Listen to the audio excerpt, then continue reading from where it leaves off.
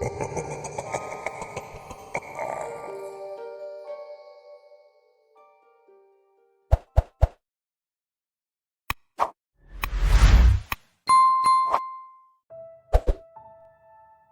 really not certain how best to begin this, so I guess I'll just start with the basics. My name is Dr. Bernard Hawkins. I am an archaeologist and have been in my field of study for the past 30 years. Forgive me if this is a bit impromptu and/or formatted incorrectly, as this forum is not my usual medium of research publication. This may yet prove the best way to publish the information I possess before the academics and skeptics get a chance to rend it into oblivion. To make what will certainly become a long story short, we found something which may alter what we know of human history and perhaps the planet Earth itself.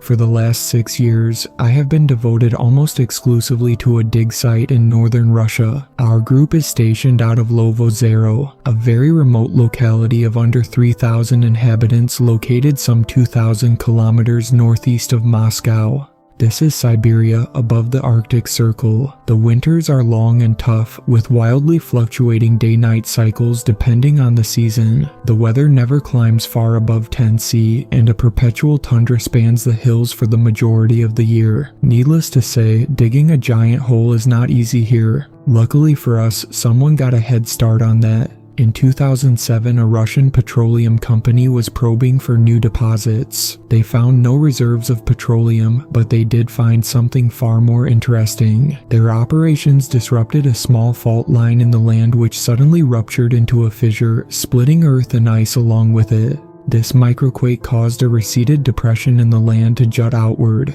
almost like a flower blooming in the spring. This revealed a cavern that had previously been sealed under the ice, and when the team discovered what was inside, they halted their efforts in their tracks. One thing led to another, and eventually the institute which I am employed was contacted to come take a look. It took 2 separate flights, a 5-hour train ride, and a total travel time of nearly 35 hours for us to simply reach our destination. On the first trip was myself and my acquaintance Dr. Sergei Talevsky, a renowned geologist and longtime friend of mine. The two of us finally arrived in the cold, windswept town of Lovozero after the lengthy commute. We met our contacts who offered to allow us to rest a while in order to acclimate to the local time and sleep off the jet lag. Both Dr. Talevsky and I declined as we're adamant on seeing the site as soon as possible. I didn't fly halfway around the world to catch a nap after all, and both of us knew that the longer the site remained in limbo, the greater chance of someone else coming along to claim the dig for themselves.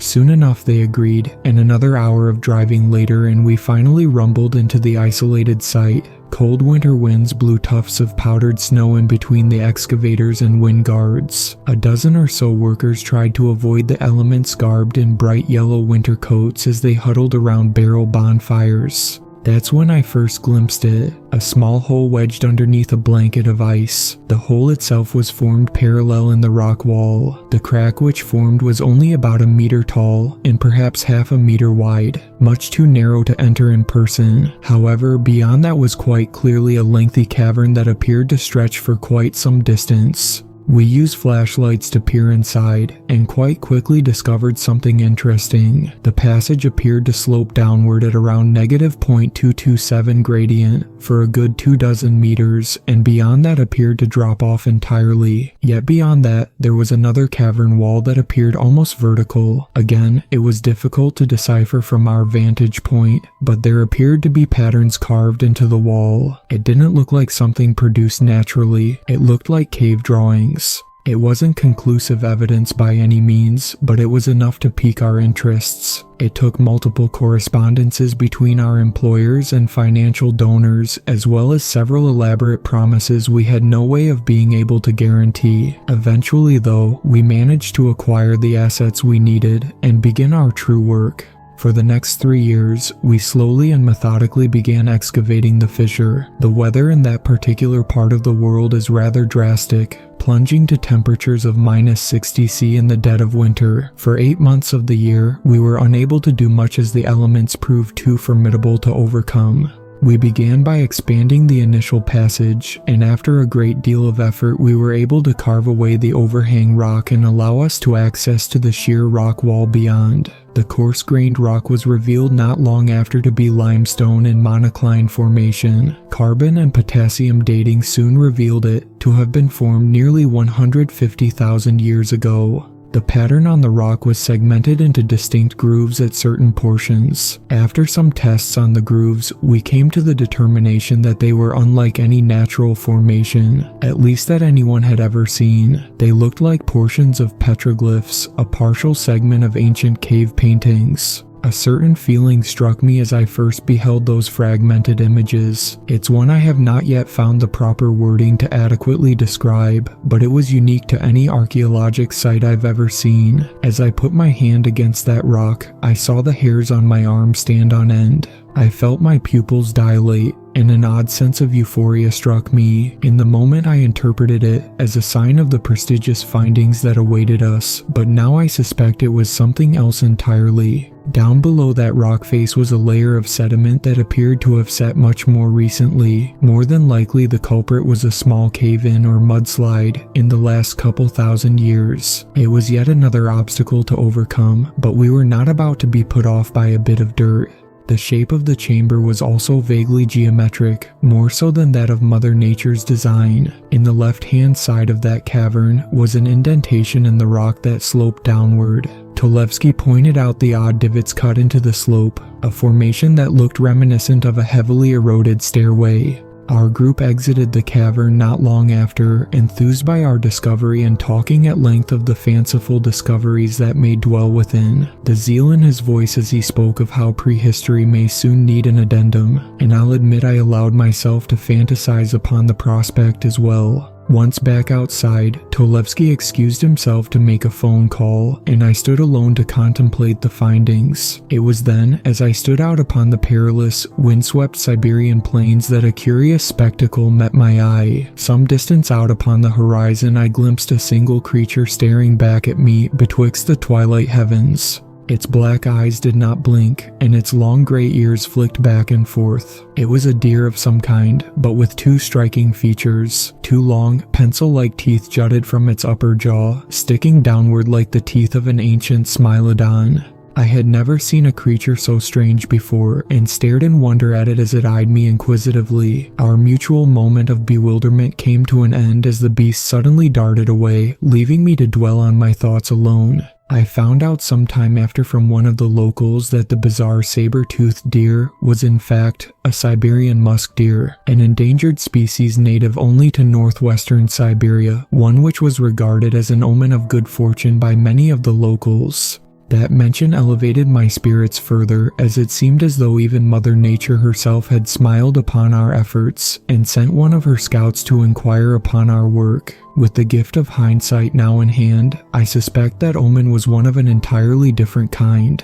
The excavation continued, thanks in large part to the drilling team that had originally unearthed the fissure. Progress was slow, but in time, the sedimentary layer beneath was slowly whittled away. The set of what we had assumed were a type of primitive stairs continued downward, revealing sharper and more intact steps with each meter of muck removed.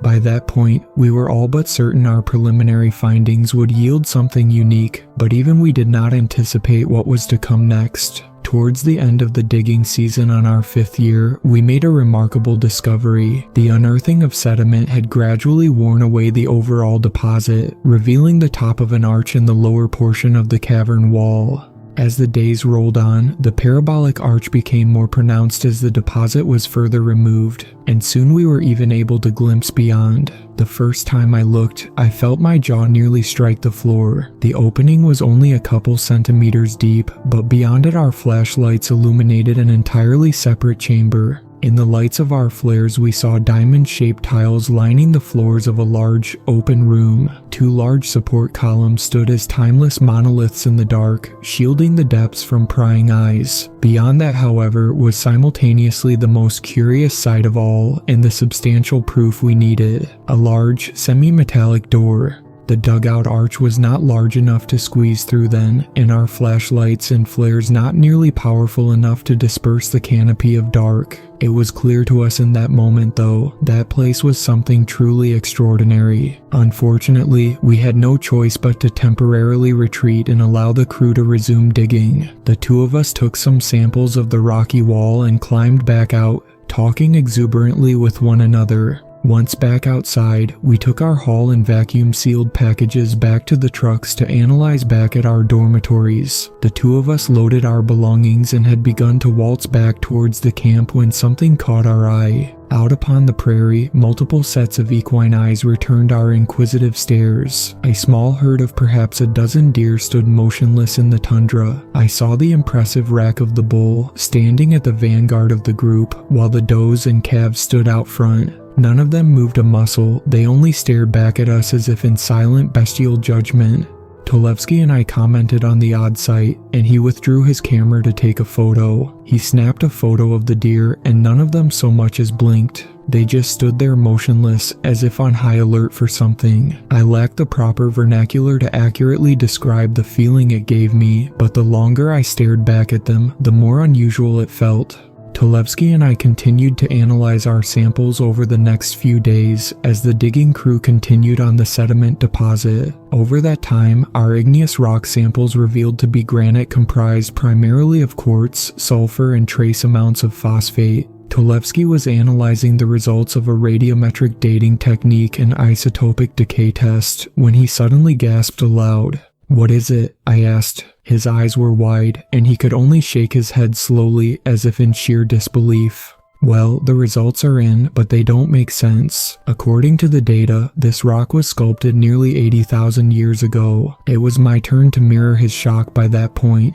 The oldest evidence of human civilization ever proved conclusive only stretched back around 55,000 years ago. It was found in the modern-day Arabic Peninsula, a very long ways away from our site in Siberia, and consisted of little more than primitive tools and bone remnants. If Tolevsky's findings were accurate, that would mean we found evidence of an even older civilization. I spent my time researching indigenous tribes of the area and the early history of Siberia itself. The prehistory evidence suggests that nomadic tribes first inhabited the region as early as 45,000 BCE. Among the earliest of these groups were the Yeniseians, people who were believed to have migrated to the region from parts of the Mediterranean as well as Central Asia. The information on these early people is limited and still heavily debated amongst historians and archaeologists to this day. It also was only about half the age of our suspected time frame. This led to our conclusion that whoever had originally built the structure we were excavating predated those tribes by dozens of millennia at the very least. The arch was possibly the most phenomenal find hitherto, as the construction of arches for structural integrity was something not seen until the early Bronze Age around 2000 BC. It wasn't widely used until popularized by Roman architects some 1,000 years later. Once more, no one on planet Earth was supposed to be making them, or even capable of sculpting rock in such a manner 80,000 years ago. We couldn't wait to enter the room beneath the sediment deposit, and luckily for us, the excavation team managed to clear the path with only a few days remaining in the season. Once we finally got the green light, Tolevsky and I dove back in post-haste. Beyond the arch, the two of us slowly rappelled down into the chamber we had glimpsed previous. The cavern was surprisingly tall, at least 5 meters in height. The columns were rather unremarkable, as the creators had clearly devoted little effort to decorate them. The true prize was the large 3-meter-tall door on the adjacent side of the room. The door was a slight greenish copper coloration, appearing to be synthesized of some bronze compound with oxidization veins. The architecture of the door was incredible, looking almost like the vault door on a bank. The door was slit in the center and appeared to bear the indentations of two halves sealed vertically. Some sort of locking mechanism was in the center, taking the shape of a small, rounded aperture with 8 metallic nubs slotted symmetrically around the circumference. As ludicrous as all of it was to believe, we were forced to consider an even more outlandish possibility. The way the door was oriented and sealed so perfectly made it seem as though it wasn't meant to be hand-activated. Tolevsky suggested that perhaps it was designed as a hydraulic release or pulley-activated system. Technology such as that was eons beyond the early Stone Age tribes of the area, and the discovery only served to raise a plethora of daunting questions. It also appeared to be sealed tight, and despite our brutish efforts, we were unable to get it to so much as budge. We brought in Yuri, who was the standing foreman of the operation, and asked for his opinion. He suggested the use of small explosives detonated on the locking device, to which both Tolevsky and I vehemently disagreed. After a bit of deliberation, we agreed for Yuri and his team to try and drill out the center locking device. I ended up excusing myself to get some fresh air while Tolevsky and Yuri continued their work. I breached the external entrance of the cavern and felt the cold air of the Siberian tundra fill my lungs. I took a moment to stretch out my arms when I saw something curious. Several of the members of the crew were standing a couple meters away in silence. None of them so much as glanced in my direction as I approached. I was about to call out to them when I saw what held their attention. There was a small hill some 100 meters out, and upon it was a curious sight. A small gathering of animals. Multiple deer were present, but also amongst them were rabbits, raccoons, beavers, and a few species of birds. There had to be at least 50 of them altogether, all just perched motionless and staring down at us. The enclave of forest creatures continued to stare silently towards us, as if judging us with a poignant collective stare. It was the oddest sight I'd ever seen, and even now I've found no substantial explanation to their behavior. The rest of the crew seemed to be slightly unnerved by the sight as well, but none of them spoke a word. "Hawkins, get in here," the voice of Tolevsky suddenly called out behind me. I turned to see him peeking out from the cavern with a wide-eyed, almost frantic look on his face. "The animals," I began. "Have you ever seen?" "Forget that. I need you to take a look at this, quickly." Tolevsky darted back inside the cave as soon as he finished speaking. The animals had yet to budge, and after one last unnerving glance in their direction, I followed Tolevsky. As I was descending back into the cavern, I heard a sudden popping sound, followed by a light clang. The next part is difficult to describe, but it felt like a wave of energy suddenly rushed through me. It was this weird, barely discernible sort of minor concussion that pelted against my chest. I felt my breath catch in my throat, and the room seemed to somehow change shade for a split second. It was a very odd sensation, but it faded quick and I refocused on the task at hand. Once back down inside, I found that Yuri had not only successfully breached the lock, but the team had also pried the doors open entirely. Tolevsky motioned me to follow him in, and with bated breath I complied. On the other side of the door was a lengthy equilateral tunnel which stretched a couple 100 yards. We did a full check for poisonous gases such as methane and a suspected hydrogen sulfide that we feared may be present due to the region's known pockets of natural gas. Luckily, we found no such hazardous gases, but strangely, the Geiger counter did pick up a slightly higher concentration of beta particles. It could have very well been vestigial readings and was not a level considered dangerous, but it was something worth noting.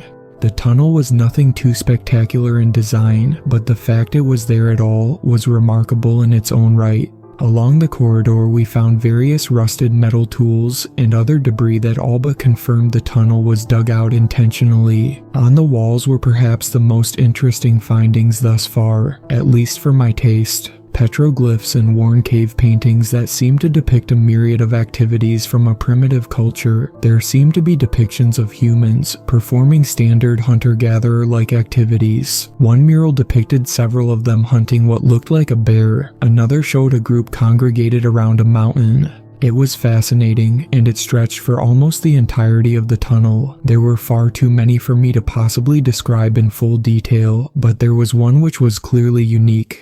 It drew my attention right away due to the ornate spiral formation that stretched nearly floor to ceiling. Various animals were depicted upon the outer ring of the mural, seemingly having surrounded the group in the middle. Humans were carved on the spiraling arms of the shape with their arms raised above their heads, seemingly in reverence or fear of something at the center. It looked like nothing more than a large blot of ink. I thought maybe there had been something depicted there before someone else covered it up for some unknown reason. Neither I nor Tolevsky could decipher a meaning from the mural upon first viewing, but hindsight has painted an elaborate and macabre portrait. Regardless, we continued down the tunnel after some time and found the real prize awaiting us at the end of the corridor. As we exited the tunnel on the other end, we found ourselves entering a large, open chamber which was a few meters taller than the tunnel. It seemed to be a dead end, as there were no other passageways leading further. More petroglyphs covered large portions of the walls, but that was about the extent of it. I'll be honest, at first glance I was a tad disappointed, as that room didn't seem to contain much. After the astounding security measures put in place, I thought for sure we would stumble upon some lost treasure trove of some kind. But the only thing contained within that final chamber was what looked like a central water well. The floor was raised about a meter in a circle formation, and the internal section of it was covered by a massive stone slab. On top and all over the slab were what appeared to be runes, faded from the elements, but still discernible, but they looked nothing like any lexicon I'd ever seen. The thought struck me then, maybe it wasn't a water well at all, but an ancient sarcophagus. I spoke my theory to Tolevsky, but he didn't seem to agree. He knelt around the rim and dug away some of the dirt at the base. His suspicions seemed confirmed when he demonstrated how the ground and shape of the well were one solid piece, unlike that of a coffin or sarcophagus, which are not normally built directly into the ground itself. Tolevsky and I debated one another for a couple moments. I reiterated my belief that this was some sort of burial chamber, but Tolevsky thought there was more to it than that. He believed that we hadn't seen anything yet, and the true prize lay beneath the slab, which he thought would lead to another passage. He believed the structure was some kind of religious temple or underground ziggurat. As interesting as those prospects were, all the findings seemed to indicate otherwise. A sudden blurb came through Yuri's radio. It was garbled and barely audible underneath the earth, but one thing stood out. I couldn't identify what was said through the static, but it was clear they were distressed. Yuri rushed back through the tunnel towards the entrance, and the rest of us followed close behind. Yuri stepped outside while yelling into his radio. He then abruptly stopped and cut himself off mid-sentence. Tolevsky and I called out, but he didn't respond. Once I finally stepped out behind them, I understood why they had gone quiet. There in front of us, maybe 20 meters away, was a large quadrupedal shadow looming in the night. It dug its hooves into the frozen earth, ripping out clumps as its lumbering torso wrinkled in the cold wind. The moonlight shining down revealed plumes of breath expelled from its snout with every snorting breath, and an impressive set of antlers adorning the top of its head. A bull moose, pretty much the last thing I expected or wanted to see. In terms of the most dangerous animals you can come face to face with, a bull moose pretty much takes the cake. Over 2 meters tall and almost 700 kilos of testosterone and rage. In mating season, they're known to trample people to death simply for being near them. We just froze, and a silent, pervasive panic descended upon us. There was no need to vocalize it. We were all well aware of the dangerous situation. The moose grunted, and its head shook back and forth. They don't have good eyesight, but there was no doubt it had already locked onto our scent. "Nobody move," Yuri spoke in a whisper, but we needed no instructions. The four of us stared down the beast in utter silence for what seemed like an eternity. To be honest, I can't say I've ever been that petrified in my life. My eyes then caught sight of the loader sitting a couple meters to our left. It was our only real shot of survival. I pointed it out to the others, and our group slowly began to tiptoe towards it. The moose suddenly snorted and suddenly galloped into a charge towards us. We ran for the loader and thankfully found the door unlocked. 3 of us managed to pile inside, and Yuri hopped onto the roof just as the beast came rampaging by. It charged past, swinging its impressive rack around in a frenzy. For hours we sat crammed inside the small cabin of the loader as the enormous moose smashed, charged, and slammed into the hull over and over. The beast just seemed to refuse to give up, and after thoroughly exhausting itself, it resorted to circling around us like a shark stalking its prey. Only when the sun began to rise on the horizon did I see the odd gleam in the creature's eye. There was something about its gaze that was more than just the rage of some animal. I don't know how to describe the feeling it gave me, but it seemed almost like hate, like a primal, deep-seated hatred. Everything about it was strange. As dangerous as moose are known to be, they don't normally stalk around people like that. Its behavior was incredibly odd, something Yuri commented on multiple times. After hours of it pacing around us, it finally sauntered towards the cavern entrance. It then dropped to its knees and laid down in the dirt. We waited around for a little while longer, and finally we were able to make our escape. We were all exhausted after the long night and wanted nothing more than to get some rest and put the odd incident behind us. A crew of animal control were dispatched to deal with the moose, and after tranquilizing it, they were able to transport it away from the area. Time was not a luxury allotted to us, and the encroaching winter meant that in only a few days, the site would be forced to shut down for the season. So we went back, determined to give it one more go before the mounting ice made things impossible. After the odd event concerning the moose, it may have behooved us to consider our options more carefully, but truly, there was no way anyone could have foreseen what was coming.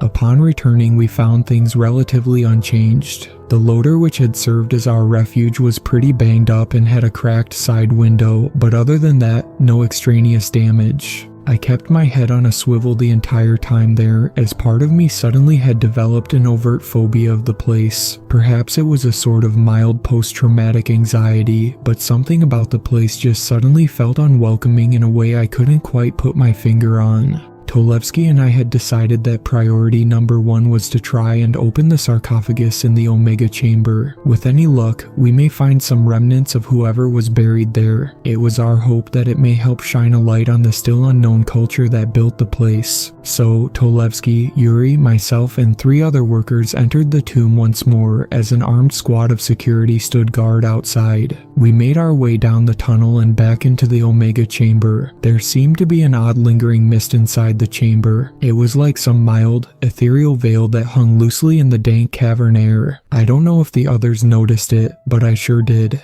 Finally, we reached the circular sarcophagus, finding it exactly the same as we had seen it previous. The room suddenly seemed to possess a certain sinister aura to it. I can't explain why, but being there had formed an amorphous pit of dread within my gut.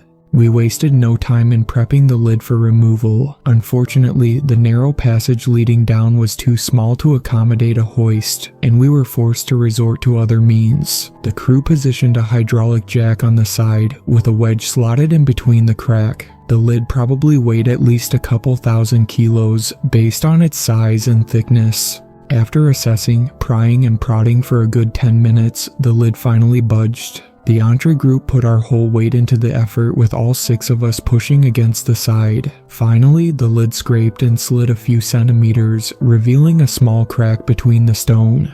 As soon as the orifice opened, a sudden rush of air came bursting outward. The stagnant air was foul, striking my olfactory senses like the rancid stench of a dozen rotting corpses. I couldn't prevent myself from turning aside and gagging, feeling bile rise in my throat, which I somehow kept down.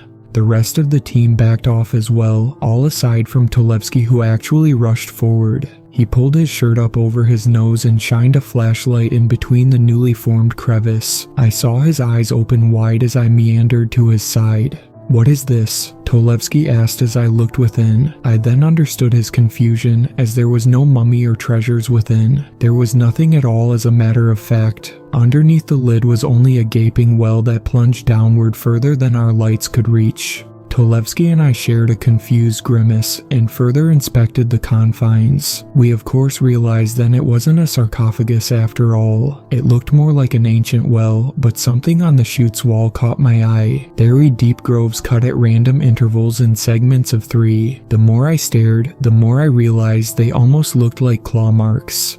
Tolevsky and I marveled at the sight when a ringing sound echoed behind us. Due to the event with the moose and failure of our radios, we had taken the liberty of installing a small wire-to-wire direct communication device. The line ran from the entrance to the Omega chamber, and without it, I may have not been able to recount this incident.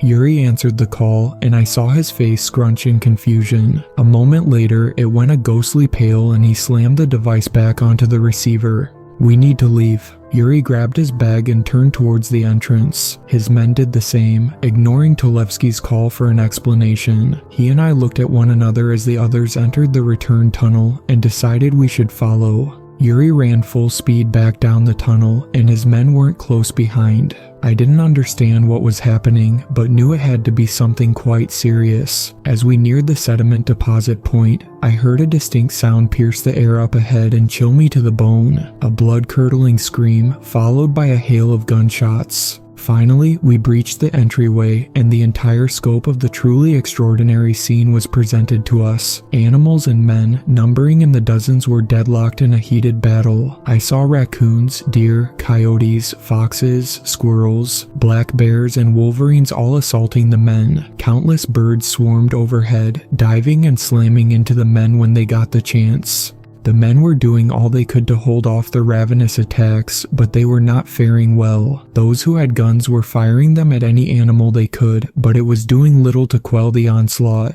A throaty snarl then drew my attention to the left. My eyes then met the sight of a snow leopard leaping from the loader and latching its teeth around one of Yuri's men. The man screamed as the cat's teeth and claws pierced his flesh, spewing forth a slurry of crimson and shredded organs. The others attempted to help him, but they too were then attacked by various other rabid creatures. Things broke down entirely then, as all sense of composure was lost, and it became a deadly game of every man for themselves. I am no soldier, nor am I well versed in the art of combat. Even if I were, there were entirely too many creatures, with more emerging from the forest by the second. There was nothing I could have done, and so I ran. The sounds of pained screams and flesh tearing from bone accosted my ears as I ran as fast as I could. Before I got clear of the sight, I was seized upon by a raccoon as it lunged for my ankles. Its jaws clamped around my legs, and I felt sharp teeth pierce my flesh. I struck back with my flashlight, slamming it into the creature's head out of desperation. In the midst of our fight, I glimpsed the look in its eye. It was unlike the look of any animal I'd ever seen. It wasn't just attacking out of desperation. It was seething with some kind of relentless hatred. I don't know how to describe it.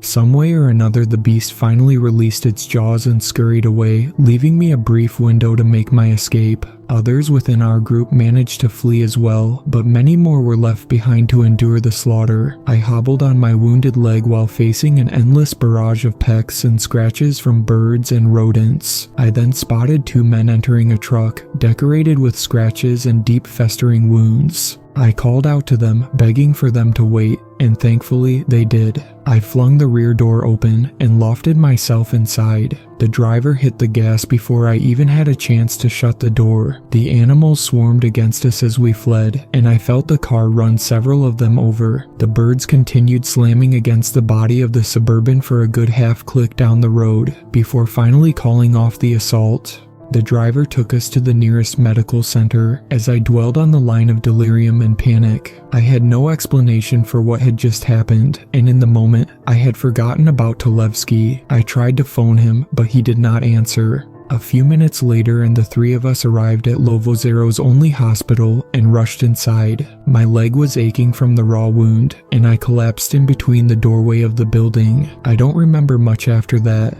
When I finally came to my wits, I was in the hospital bed with my leg wrapped and hoisted in a brace. There were bandages covering my torso, and a patch of my hair had been removed to address a scalp wound. It was apparent that I had suffered more wounds than I was previously aware of. After some time, a familiar face entered into the room, a woman named Oksana who works at the same institute as I. She showed a great deal of concern for my well-being, but I assured her not to worry. I then asked about Talevsky. She just fell silent and shook her head. She asked me what I remembered, and I told her everything I have written here today. She didn't seem to believe a lot of it, or at the very least seemed quite skeptical, but I assured her it was all the truth. "What happened to Dr. Talevsky?" I asked. With a long sigh and a brief look of disbelief glimmering in her green eyes, she divulged what she knew. The sudden attack of animals on the crew had been blamed on an outbreak of rabies. A Russian agency equivalent to the CDC had been dispatched to quarantine the area and treat those who had been wounded when word got out.